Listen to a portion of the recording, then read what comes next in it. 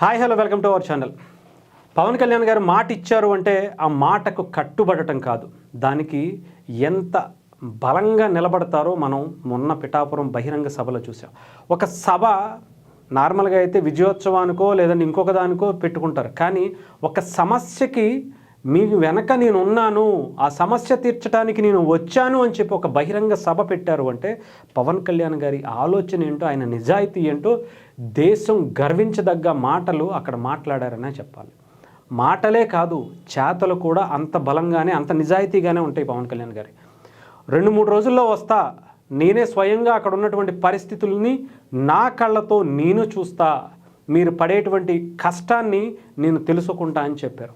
100 రోజుల్లో నేను ఈ సమస్యకి పరిష్కారం కనుగొంటా, శాశ్వతంగా ఈ సమస్య మీకు దూరం అయ్యేలా చేస్తా, ఇది నా బాధ్యత, మీరు నన్ను తిట్టుకున్నా పర్లేదు నేను పడతా అని చెప్పి పవన్ కళ్యాణ్ గారిలో ఒక నిజమైన నాయకుడిని కనిపించేలా, ఈ దేశం నిజంగా పులకరించిపోయే ఒక నాయకుడిగా కనిపించాడు ఆయన ఆ రోజు.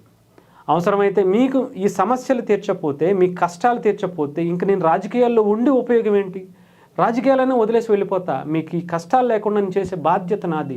మాటలు చెప్పేవాడిని కాదు, ఇదిగో రేపు అయిపోద్ది ఎల్లుండి అయిపోద్ది అని సొల్లు మాటలు నేను చెప్పను, చాలా క్లియర్గా చెప్తున్నా. నాకు 100 రోజులు టైం ఇవ్వండి, ఇస్తారా అని అడిగి తీసుకుని నేను దీనికి ఎలా చేస్తాను, దాని యాక్షన్ ఆఫ్ ప్లాన్ ఏంటి, అటు ఉన్న ఇండస్ట్రీస్ని ఎక్కడికి వాళ్ళని ఇబ్బంది పెట్టకుండా, ఆ వచ్చేటువంటి వ్యర్థాలను అటు సముద్రంలో కలవకుండా, సముద్రంలో ఎటువంటి ఎన్విరాన్మెంట్ పాడవకుండా, మీకు ఆ కంపెనీలకి అంటే ఎంప్లాయ్మెంట్ కావాలి కాబట్టి రెండింటికి సమౌద్యంగా మంచిగా ఒక మంచి ప్లాన్ ఆఫ్ యాక్షన్ తీసుకుని మనం ఒక మంచి నిర్ణయం తీసుకుందామని చెప్పి పవన్ కళ్యాణ్ గారు ఆయన ఆ రోజు ఇచ్చినటువంటి మాట ఇంకా మన కళ్ళ ముందే ఉంది.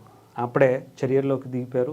ఆయన అధికారులను ఆదేశించడమే కాకుండా కాలుష్య నివారణకు సంబంధించినటువంటి ఉన్నత సమీక్ష ఏర్పాటు చేసుకున్నారు. అసలు అక్కడ ఏం జరుగుతుంది, ఈ 2 రోజుల్లో మీరు చేసినటువంటి డెవలపింగ్ ఏంటి, నేను రేపు ఎల్లుండో మళ్ళీ అక్కడికి వచ్చేటువంటి ప్రయత్నం చేస్తా, అన్నీ సిద్ధం చేసుకున్నారా, మనం అక్కడికి వెళదాం, ఇక్కడికి వెళదాం, అక్కడ ఏంటి మన శాశ్వత పరిష్కారానికి సంబంధించినటువంటి విషయాలపై మీరెంతవరకు నాకు ఇన్పుట్స్ ఇస్తున్నారు, అక్కడ ఉన్నటువంటి రిజల్ట్ ఏంటి, ఆ అధికారులను అడిగి తెలుసుకోవడమే కాకుండా కొన్ని ఆదేశాలు కూడా పవన్ కళ్యాణ్ గారు ఇచ్చినట్టుగా కూడా తెలుస్తుంది.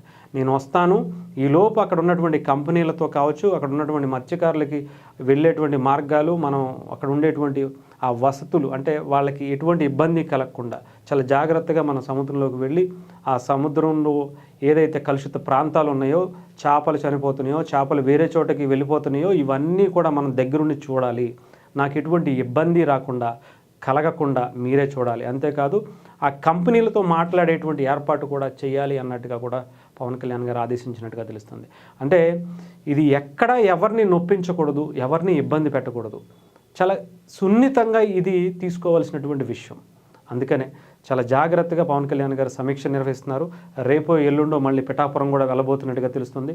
అధికారులని ఉరుకులు పరుగులు పెట్టిస్తున్నారంటే ఆలోచించండి.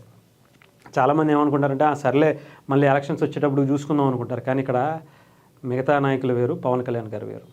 ఆయన ఒక మాట అన్నారు అంటే 10 రోజులు అంటే నాకు 8 రోజుల్లో పూర్తవదా అనుకునే అడిగే టైపు తప్ప 10 రోజులు అంటే 20 రోజులు అవుతుందిలే అనుకునే టైపు కాదు. 10 రోజులు అంటే 10 రోజుల్లో నాకు అవ్వాల్సిందే, అవ్వకపోతే ఎందుకు అవ్వదు అని చెప్పి నిలదీసేటువంటి వ్యక్తిత్వం పవన్ కళ్యాణ్ గారిది.